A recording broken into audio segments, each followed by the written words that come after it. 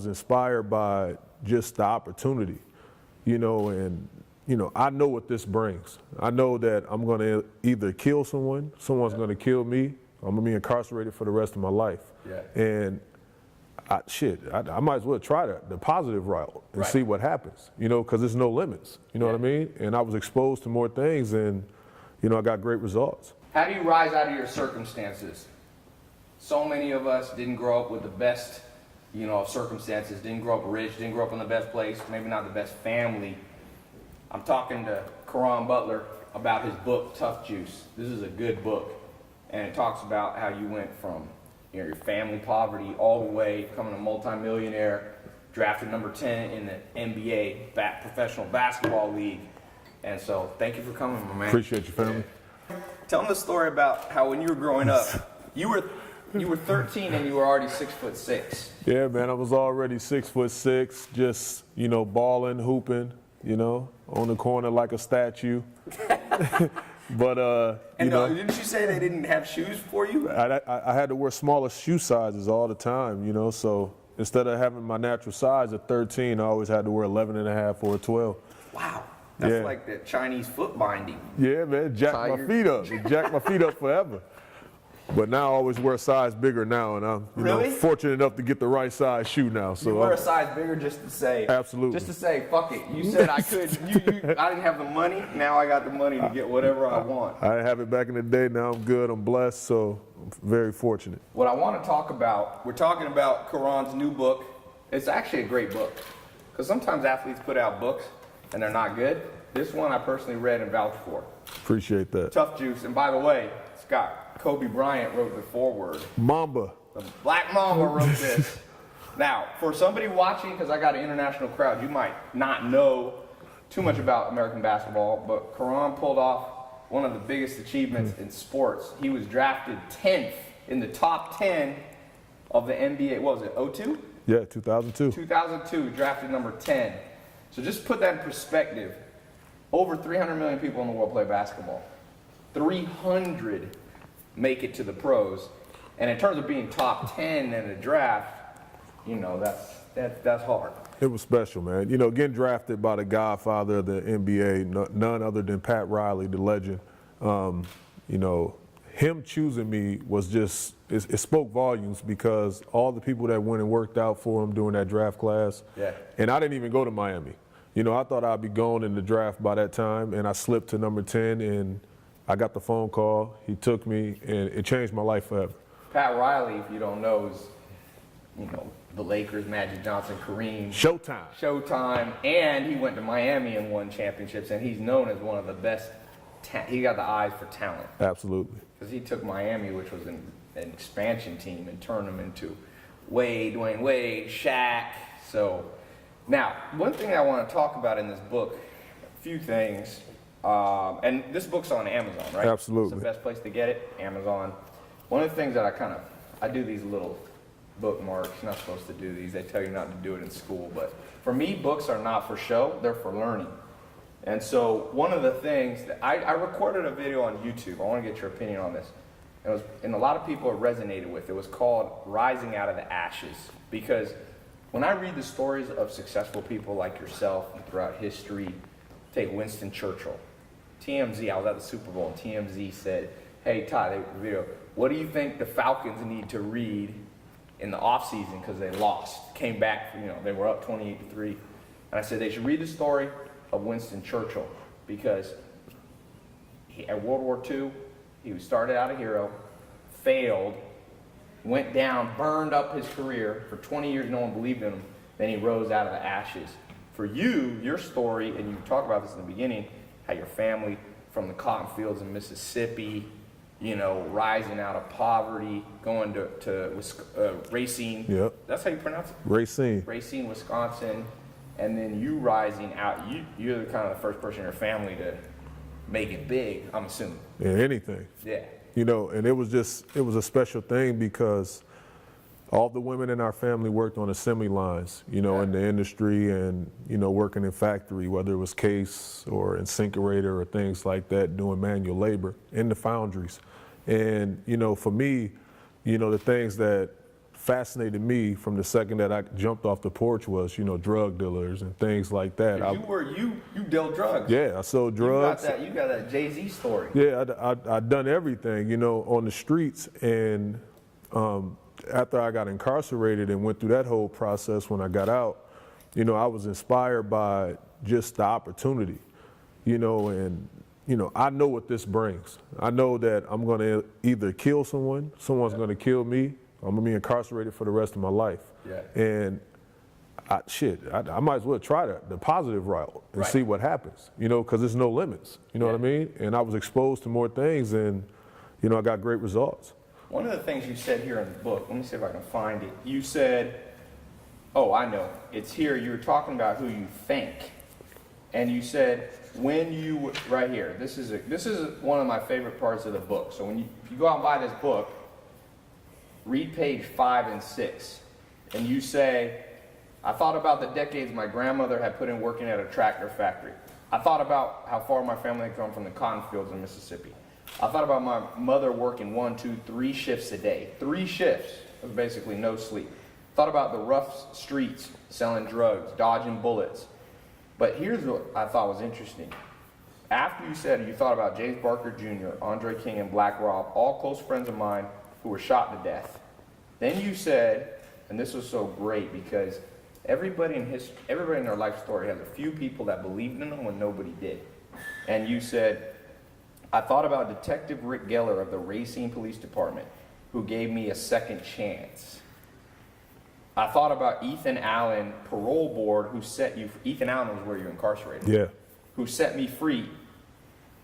So, what did Rick Geller do for you? Like, he believed in your story?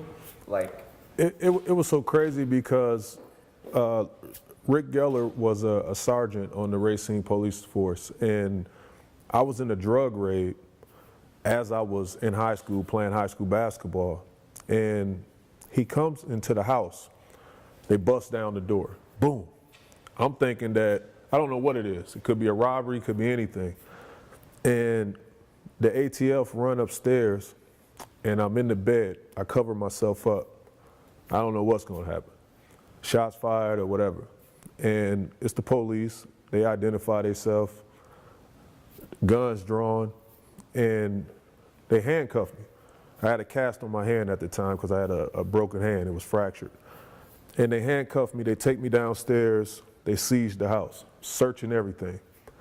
And Rick Geller is the head detective on the case. They said, we got what we got. Bingo. We got the jackpot. They come back up with a little bit over 1.5 ounces of crack cocaine. And I'm sitting there, I'm like, damn. With my priors, with everything, my mind just racing because I know I'm facing 10 to 15 years in prison. And as I'm sitting there, Rick, they said, we got him, book him, like take him to the paddy wagon. I don't think it's his. Huh. So he gave you the benefit of the doubt. He just gave me the benefit of the doubt, and we had a conversation before he uncuffed me.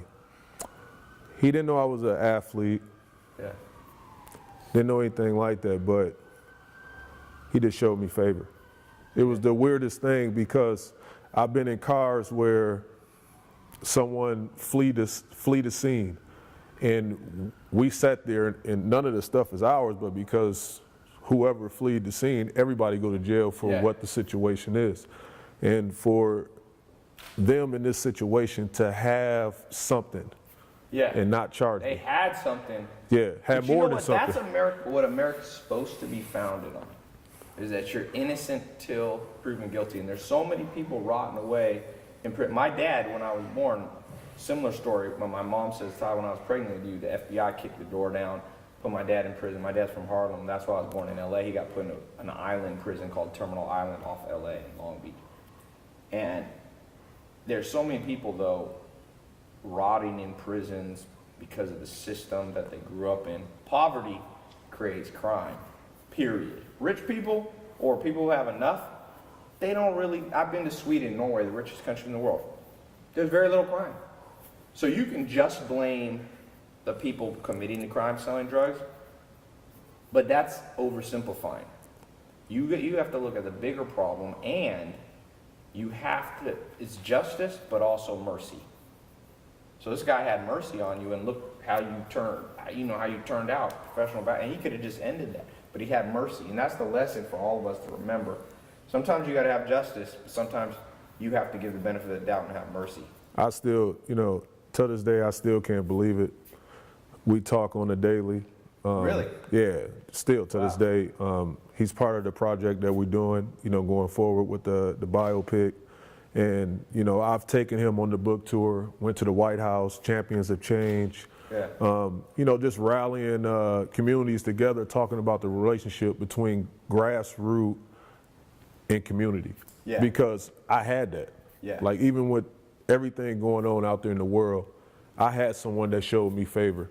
So I had to say that, with all the bad, it's some good cops out there, some good people out there. I used to feel the same way. Yeah. I was arrested 11 or 12 times easy. Yeah. And this guy showed me favor that just changed my life, changed my whole perspective about a lot of things. Yeah, that's awesome. That's a great story. Now let me fast forward. So you growing up, family comes from poverty, like so many people. You get this mercy from this police officer, and some things transpire.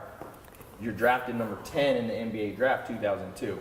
Tell us best memory. You're there in the NBA. Who are some icons playing around you? You're this rookie. You remember the first time when you looked out and this guy walked on the court and you're like, man, I used to look up to you. Who was it? We got the shoes on right now, man. MJ came out there? MJ, fade away perfect. It was a dream come true. Did you guard him? Because you're about you play off guard, right? I played his last game was in Miami. Really? Pat Riley, true story. Pat Riley come.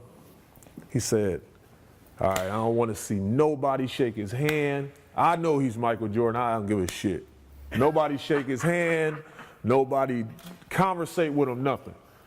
Everybody like, all right, yeah, let's go get him. Like, let's go beat the Wizards, because he's playing with the Wizards. This is his last game. He's like 40 or whatever. Yeah, 40, still getting it. He's averaging 20 a game. Yeah. So, he's like, he comes out, standing ovation. And before the game start, before tip-off, Pat Riley said, hold up. Before the game start, I just want to let everybody know, Michael, you're the greatest. And he raises his number in the rafters at the Miami Airline Arenas. So even though he never played in Miami, so he got his number retired in Miami. That sounds good. Never been done in professional sports history. Another team retire your number. Team. That's why Obama said at that dinner, he said, Michael Jordan's so good that all they said, they can use him to compare to anything. It's like, you're the Michael Jordan of swimming. You're the Michael Jordan of business. Now he was the Michael Jordan of Miami, but he never played in Miami. Never played, but he's the greatest. Did you guard him? The whole time. He scored 20 points on me in the first quarter. Really? At the age of 40. Wait, how old were you? I was every bit of 20. Did he talk any crap to you? Yeah, of course. You're going to be good one day. Wait, you got a Snapchat that don't save. You don't need to. Just no, he's you're going to be good one day. You're going to be good one day. You're going to be good one day. That is classic. I can see. You never played against Larry Bird, but Larry never Bird played against Larry. That. We have Zach in here somewhere. Or did Zach actually? Let me get. Zach's there. We say Zach looks like Larry Bird's uncle. Roll a little camera on there, Zach. And he favors Larry Legend. Larry Legend right there. You can close that. Press the app twice, close it, and delete it. Okay. So what did Michael Jordan say to you as a rookie? What crap did he talk? Man, he was just like too slow, and every time I do something. What did he say? He said that one. He said, "You'll be great one day." You'll be great one day, young fella. After he's 40 years old. Wait, let me get that one more time. And he's kicking me right here. What did Jordan say to you? You'll be great one day, young fella. You'll be great one day. I gotta remember that line. That's the way to talk shit on the court. You'll be good one day. Special, man. Pooh! We're talking about Jordan. We got Pooh Richardson here. He plays the basketball. He's a little bit ahead. What year did you retire, Pooh? 2000. Yeah, so he came in 2002. Right. Pooh, what's going on? What up, bro? You good, family? How you, fam? How you good? See you. Everything's all right? Yes, sir. We got two lottery picks right here. Hey, but I gotta throw in my story. So here's my story about being drafted number 10. All right, because I got a story. It's not as good as that, but I grew up playing basketball in the projects. You can't let people tell their war stories without you telling yours. So I moved to North Carolina when I was 13. Never picked up a basketball. Played soccer out here. We moved next door to projects. So we lit our house. The bus stop was in the project. So I remember going to basketball court for the first time. I got there early. I don't know why. Everybody played basketball. I remember picking that ball up and being like, this is a hard sport. But I went crazy. I started playing 8-10 hours a day. That was at 13. So 15, I went to one of the biggest high schools in Raleigh. You know, this basketball country in North Carolina. John Wall, League, Stackhouse, Jordan, all of them come from Michael Jordan from this league. So I go JV. I get on the JV team at this big inner city school. Biggest one is about 95% black. Me, I was the only Spanish guy there, and like 100 white kids. And then the coach came to me. This is my story. Make sure you get this. This is like being drafted. The varsity coach came to me and said, I'm putting you on varsity. And I was only a sophomore. This went on to win state championship. So, I got a little story. Hey, it's not like 10 in the draft. It's this good of a story. That's But a for special me- feeling right there. Hey, and then our first game, Jerry Stackhouse came out, and I was like, wait a second, they have a man on their team. They got a grown man came and dunked and you got a technical, you're not allowed to dunk in the warm up, but he came in there to intimidate. He played at Kinston. Jerry Stackhouse was good in high school. He was a problem.